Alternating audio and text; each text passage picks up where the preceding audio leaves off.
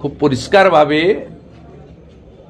আমি অন্য কারোর কথা বলতে পারবো না, আমাদের পার্টিতে তৎকালীন এসপি এমপি ছিলেন, আজকে ভারতীয় জনতা পার্টির সদস্য, দুজনের নাম আছে, তাদের বিরুদ্ধে একটা শব্দও নেই, একটা শব্দও নেই। তারা যে অভিযুক্ত সে ব্যাপারে কোনো মন্তব্য সিবিআই করেনি। যারা অভিযুক্তই নয়, যাদেরকে ডেকে জিজ্ঞাসাবাদ করেনি, আমি তাদের সেই ব্যাপারে কেন আমার বাক্য ব্যয় করতে পারি? আপনার দলের জেনারেল সেক্রেটারি ফেসবুকে দিয়েছিলেন, আবার ডিলিটও করে নিয়েছিলেন। যখন আমি এগুলো কোনো বাক স্বাধীনতা আছে প্রত্যেকের, তিনি কি বলেছেন তার ব্যাপার, উত্তর তাকে দিতে হবে, আমি কেন দিতে যাব?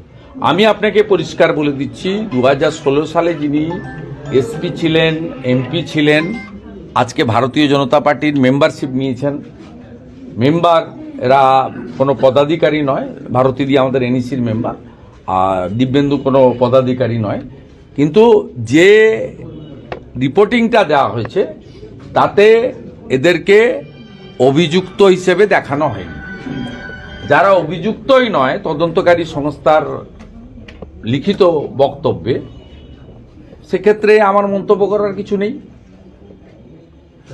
আপনার বাড়িতে কোনো তদন্তকারী সংস্থা তল্লাশি করতে এসে যদি আমার নামে কোনো চিঠি পায়, সেটা তো সে তার মূল্যায়ন করে দেখে নিয়েছে, সেই কারণেই এদেরকে ডাকার প্রয়োজনই বোধ করে।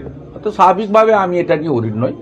যখন অভিযুক্ত হিসেবে বলবে, নিশ্চিতভাবে আমরা আমাদের দলের স্ট্যান্ড সামগ্রিকভাবে বলবো, যেটা মানুষ চায় সেটাই আমরা বলবো।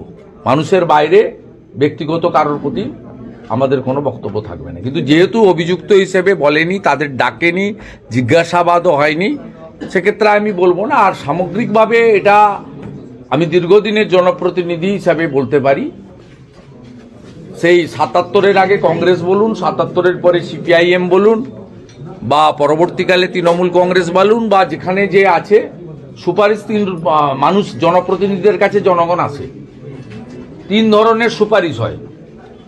একটা হচ্ছে এলাকার জনগণ এসেছে, তাকে একটা ইনকাম সার্টিফিকেট দিয়ে বললেন he is unemployed, to whom it may concern, সেটা অন্য জিনিস। নিজের আত্মীয়কে পিছনের দরজা দিয়ে ঢুকিয়ে দেওয়া, সেটা অন্য জিনিস। আর অর্থের বিনিময়ে কাউকে কিছু সুবিধা পাইয়ে দেওয়া, সেটা অন্য জিনিস। এই 3 ধরনের রেকমেন্ডেশন হয়। এই 3 ধরনের